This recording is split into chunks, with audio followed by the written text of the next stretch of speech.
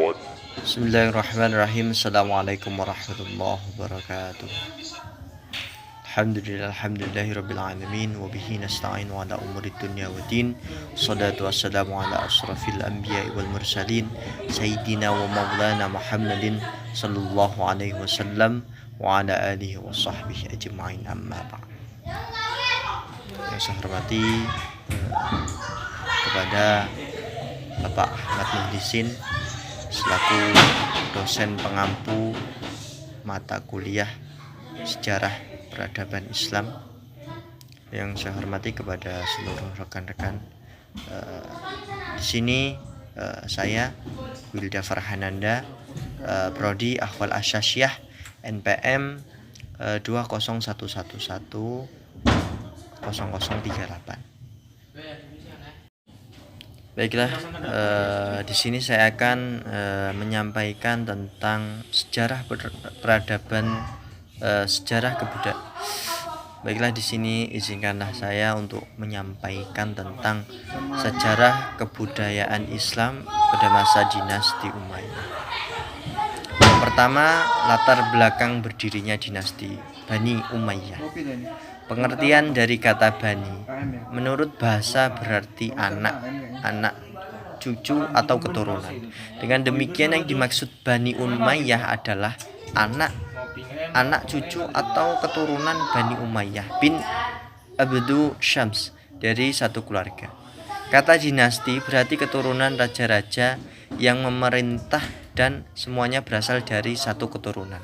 Dengan demikian, dinasti Umayyah adalah keturunan raja-raja yang memerintah yang berasal dari Bani Umayyah.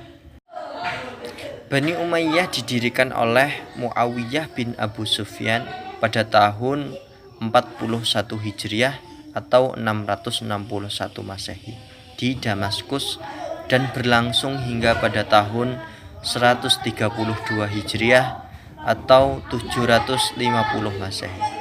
Muawiyah bin Abu Sufyan adalah seorang politisi handal di mana pengalaman politiknya sebagai gubernur Syams pada zaman Khalifah Utsman bin Affan cukup mengantarkan dirinya mampu mengambil alih kekuasaan dari genggaman keluarga Ali bin Abi Thalib. Tepatnya setelah Hasan bin Ali menyerahkan kursi kekhalifahannya secara resmi kepada Muawiyah bin Abu Sufyan. Dalam peristiwa Ammul Jamaah, peristiwa penyerahan kekuasaan dari Hasan bin Ali kepada Muawiyah bin Abu Sufyan itu terkenal dengan sebutan Ammul Jamaah atau tahun penyatuan. Peristiwa itu terjadi pada tahun 661 Masehi. Sejak saat itu, secara resmi pemerintahan Islam dipegang oleh Muawiyah bin Abu Sufyan. Hal ini disebabkan Bani Umayyah memiliki unsur-unsur sebagai berikut. Yang pertama, Bani Umayyah berasal dari keturunan keluarga bangsawan. Bani Umayyah memiliki harta yang cukup. Yang ketiga, Bani Umayyah memiliki 10 anak yang terhormat dan menjadi pemimpin di masyarakat. Di antaranya Harb, Sufyan, dan Abu Sufyan. Sebagaimana yang disebut-sebut dalam sejarah, bahwa Abu Sufyan merupakan pemimpin pasukan Quraisy melawan Nabi Muhammad SAW pada perang Badar Kubra. Keluarga Bani Umayyah masuk Islam ketika terjadi Fathul Makkah pada tahun ke-8 Hijriah. Abu Sufyan diberi kehormatan untuk mengumumkan pengamanan Nabi SAW yang salah satunya adalah barang siapa yang masuk ke dalam rumahnya maka amanlah dia. Masuk ke dalam Masjidil Haram dan rumahnya Nabi SAW, maka dia juga akan merasa aman. Keturunan Umayyah memegang kekuasaan Islam selama 90 tahun. Kemudian dikenal dengan dinasti Umayyah. Selama kurun waktu tersebut pemerintahan dipegang oleh 14 orang. Pada masa awal, kebijakan pemerintah dinasti Umayyah lebih banyak ditunjukkan untuk memperluas wilayah Islam dengan kekuatan militer. Namun, pada periode berikutnya, dinasti ini berhasil menata pemerintahnya di berbagai bidang.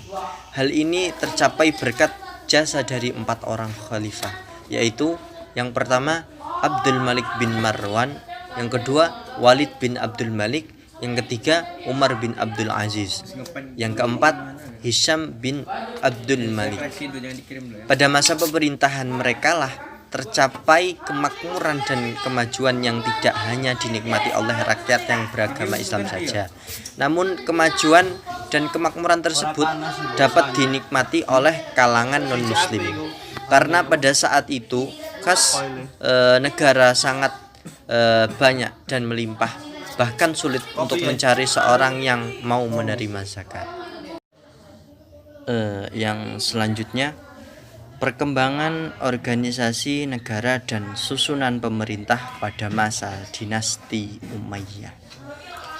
Organisasi negara pada masa Daulah Umayyah atau Bani Umayyah masih seperti pada masa permulaan Islam, yaitu terdiri dari 5 badan.